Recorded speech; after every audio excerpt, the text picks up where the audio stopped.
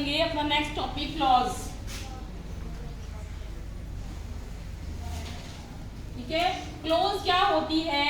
जिसमें हम subject plus verb को काउंट करते हैं। जिसमें भी सब्जेक्ट और वर्ब होगा वो हमारी क्लॉज में काउंट होगी। हाँ जी, तो क्लॉज क्या होता है? जिसमें सब्जेक्ट प्लस वर्ब होती है। जैसे इसको हम डेफिनेशन में कैसे लिखेंगे? क्लॉज होती क्या है? A clause is a group of words.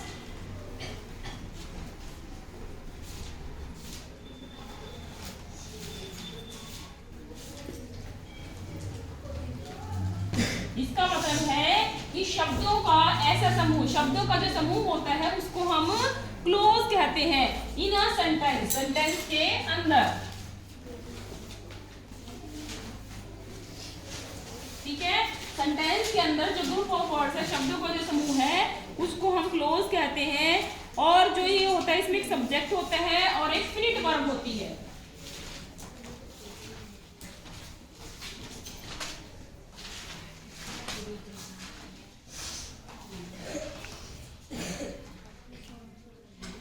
Finite verb होती है, सब्जेक्ट होता है और एक फिनिट वर्ब्स होती है। इसकी अपनी खुद की एक जो क्लोज हमारी होती है। तो उसको कैसे डेफिनिश करेंगे हम? A close is a group of words in a sentence. The group of words has a subject and a finite verb of its own. यानी कि इसकी अपनी खुद की एक फिनिट वर्ब होती है। ठीक है, इसको हम कहते हैं क्लोज। अब जैसे सेंटेंस है I went away. I went away when he entered the room.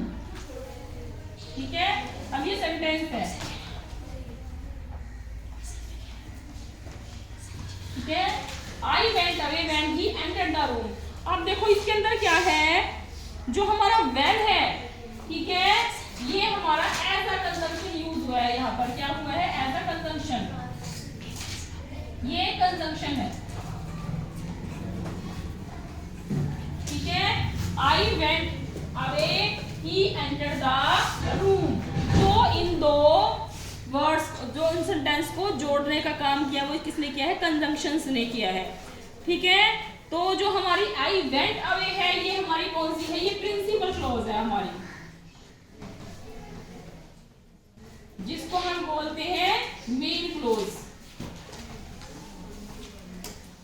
और जो हमारी प्रिंसिपल क्लॉज होती है वो किसी पर भी डिपेंड नहीं होती। ठीक है, वो मेन क्लॉज हमारी होती है। और ही एंटर्ड द रूम, ठीक है, ये हमारी हो गई है दूसरी क्लॉज। अब देखो एक दूसरा एग्जांपल और है। He was tired but he went on working। अब जो he was tired है, ये हमारी कौन सी है? प्रिंसिपल क्लॉज है, यानी कि ये हमारी मेन क्लॉज है। ठीक है, और but हमारा क्या है? यहाँ पर कंजंक्शन है।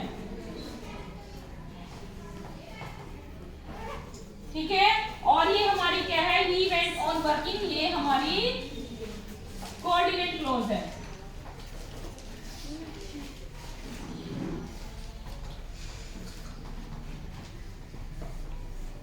ठीक है, अब देखो हमने इसको अलग अलग से बता दिया कि हमारा सेंटेंस बनता कैसे है। जो कंजंक्शन होती है वो दो सेंटेंस को, दो क्लॉजेस को, दो फ्रेजेस को जोड़ने का काम करती है। जैसे यहाँ पर when है और but है, ये दोनों हमारी क्या है? कंजंक्शंस हैं। ठीक है, अब हमने इन एग्जांपल्स में ये पढ़ा कि हमारी मेन क्लॉज कौन सी होती है, कोऑर्डिनेट क्लॉज कौन सी होती है। ठीक है, अब हम इसको अलग से पढ़ेंगे कि प्रिंसिपल क्लॉज होती क्या है। अब देखो जो हमारी क्लॉजेस होती है वो मेन हमारी तीन प्रकार की होती है। पहली हमारी प्रिंसिपल क्लॉज होती है, और जो प्रिंसिपल जो है मेन क्लॉज जिसको हम बोलते हैं वो कौन सी होती है? कि ये अपने मीनिंग के लिए किसी पर भी डिपेंड नहीं होती है, इसका खुद का अपना मीनिंग होता है। ठीक है, और इसके जो सेंटेंस लिखा था उसी पे ही वो सफिशिएंट है, यानी कि वो एक मेन क्लॉज होती है। जो दूसरी हमारी क्लॉजेस होती है वो दूसरे क्लॉज पर डिपेंड करते हैं, लेकिन ये हमारी मेन क्लॉज है और इसका खुद का मीनिंग होता है। बिना किसी की हेल्प के वो एक पूरा सेंटेंस होता है जो कि सेंस देता है। अब जो इससे पहले हमने सेंटेंस लिखा था, आई went away when he entered the room, I went away when he entered the room. अब इस सेंटेंस में जो आई वेंट अवे है ये हमारी कौन सी है, प्रिंसिपल क्लॉज है। ठीक है, तो principal clause I went away पूरा सेंस दे रहा है कि वो चला गया, आई वेंट अवे मैं चला गया। ठीक है, तो ये कंप्लीट सेंस दे रहा है, किसी के ऊपर भी ये डिपेंड नहीं है। तो उसके बाद है हमारी दूसरे नंबर पर है, ये हमारी पहली क्लॉज थी, दूसरे पर है हमारी कोऑर्डिनेट क्लॉज।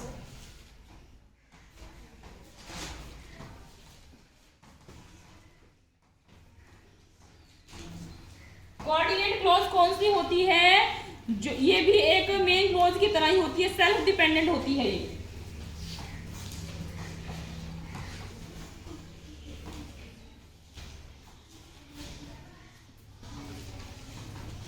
ठीक है, ये एक सेल्फ डिपेंडेंट क्लॉज होती है, अपने ऊपर ही डिपेंड होती है।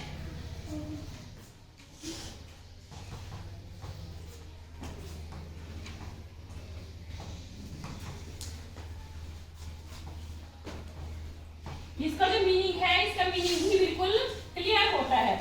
ठीक है, और ये बिना किसी की मदद से ही, मतलब ये किसी दूसरे क्लॉज के ऊपर अपने मीनिंग के लिए, अपने अर्थ के लिए डिपेंड नहीं करती है।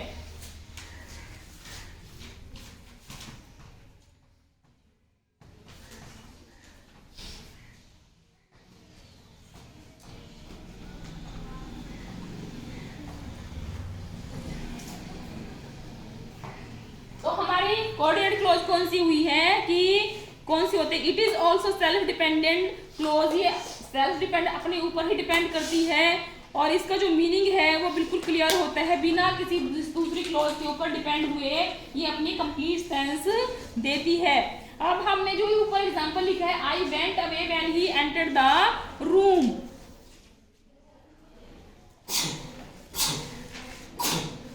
यहाँ पर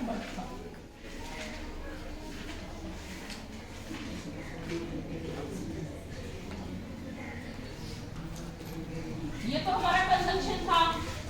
ठीक है, he entered the room, तो ये हमारी कौन सी है, कोऑर्डिनेट क्लॉज है।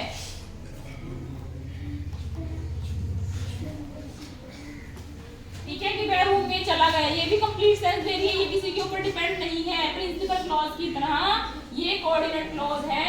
तो जो हमारा ये पहला एग्जांपल था, आई वेंट अवे, बट इसमें कंजंक्शन यूज हुआ है, और ही एंटर्ड द रूम, ये हमारा कोऑर्डिनेट क्लॉज का काम कर रहा है। ठीक है, अब तीसरे नंबर पे है हमारी सुबऑर्डिनेट क्लॉज।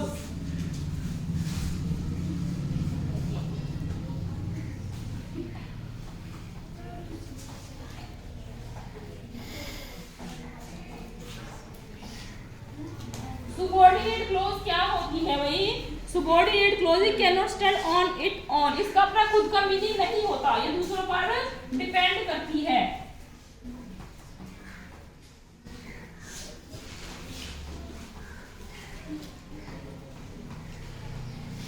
ठीक है, इसका खुद का कोई स्टैंड नहीं होता, it has to depend on other main clause.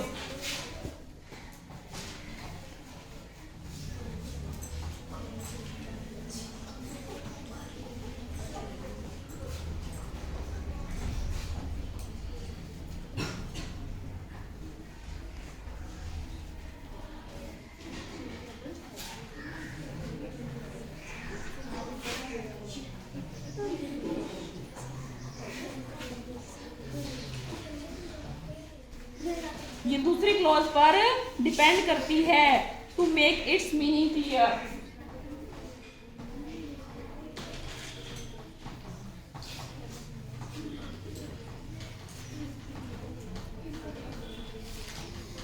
ठीक है, तो कहने का मतलब है हमारी तीन तरह की क्लॉज होती है, एक प्रिंसिपल क्लॉज होती है जो बिल्कुल किसी पर डिपेंड नहीं करती है, खुद का मीनिंग होता है, दूसरी हमारी कोऑर्डिनेट क्लॉज होती है, ये भी सेल्फ डिपेंडेंट होती है, और तीसरी हमारी होगी सुबऑर्डिनेट क्लॉज जो अपने मीनिंग के लिए दूसरों पर डिपेंड करती है, इसमें खुद का कोई मीनिंग नहीं होता।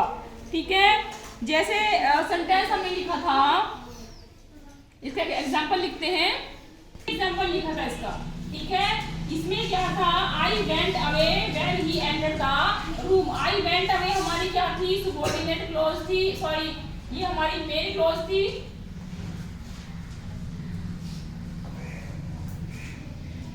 ठीक है। और when he entered the room ये हमारी क्या है, सबऑर्डिनेट क्लॉज है, ठीक है, क्योंकि ये अपना क्लियर मीनिंग नहीं, जब वो कमरे में एंटर हुआ।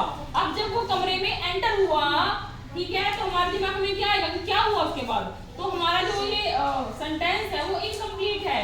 तो जब हम इसके साथ लिखेंगे आई वेंट अवे, ठीक है, आई वेंट अवे मैं चला गया, when he entered the room, तो इसके साथ ही मिला के ये सेंटेंस कंप्लीट होता है, ठीक है। तो ये हमारी क्या होगी, सबऑर्डिनेट क्लॉज,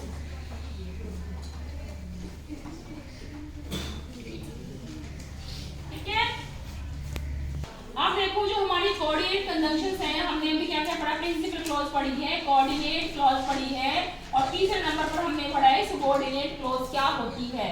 अब हम कोऑर्डिनेट क्लॉज के बारे में थोड़ा सा यहाँ पे बताएंगे कि वो होती क्या है, जो कोऑर्डिनेट क्लॉज है वो बनती कैसे है। वो हमेशा क्या होता है कि coordinate clause are joined by coordinate conjunction. जो हमारी कोऑर्डिनेट क्लॉज होती है वो कंजंक्शन के द्वारा आपस में जुड़ी होती है, ठीक है। अब कंजंक्शन कौन कौन से होते हैं, therefore, so, but, and, also, yet, as well as, while, however, either, or, neither, nor, so that, ये हमारी क्या है, कोऑर्डिनेट कंजंक्शंस है, ठीक है।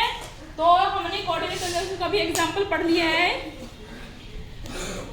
अब देखो हमने अगला क्या है हमारा कंपाउंड सेंटेंसेस। कंपाउंड सेंटेंसेस क्या होते हैं कि जब दो या दो से ज्यादा कोऑर्डिनेट क्लॉजेस आपस में एक ही सेंटेंस में जुड़ी होती हैं, उसको हम कंपाउंड सेंटेंसेस बोलते हैं। और वो किसके द्वारा जुड़ी होती है, कंजंक्शन के द्वारा जुड़ी होती है। जैसे एक एग्जांपल के द्वारा हम समझते हैं इसको, he should work hard,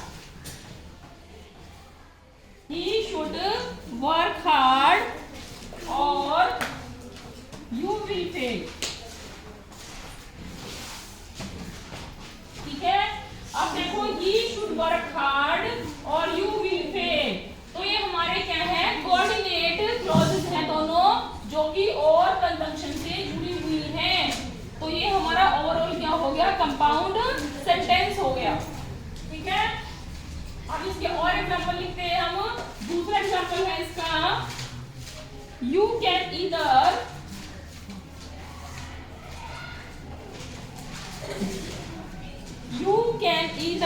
eat an apple, you can either eat an apple or you can drink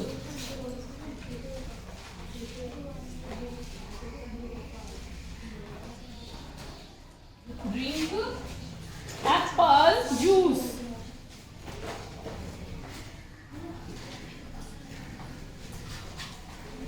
ठीक है। अब देखो you can either,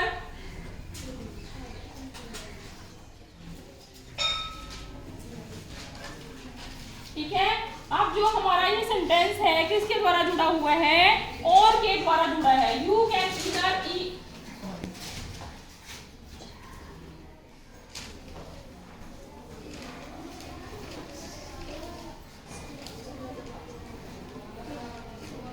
you can either eat an apple, you can drink apple juice। अब ये हमारे दो coordinate sentences हैं जो कि और कंजंक्शन से जुड़े हैं, और इसमें हमारा क्या है, कंजंक्शन है, ठीक है। तो इसकी डेफिनेशन भी क्या थी, कंपाउंड सेंटेंस कौन से होते हैं जिसमें दो या दो से अधिक। अब ये तो सिर्फ हम दो सेंटेंस की बात कर रहे हैं, दो क्लॉज की बात कर रहे हैं। क्लॉज क्या होती है, जिसमें सब्जेक्ट होता है और वर्ब होती है।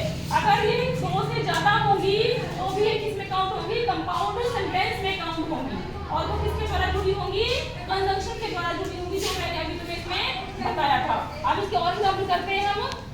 कुछ और एग्जांपल लिखिए, he is ill, he is still working।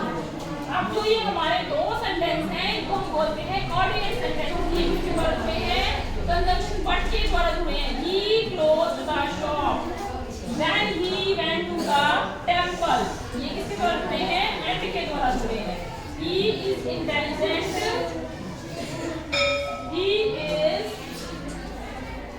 He is intelligent. Nor, ये nor है यहाँ पर. ये nor के द्वारा जुड़ा है. ठीक है, ये हमारा क्या है यहाँ पर? कंजंक्शन है. तो he is hard worker. तो ये हमारे कुछ एग्जाम्पल थे जो कि हमारे कंजंक्शन के द्वारा जुड़े हुए थे. ठीक है.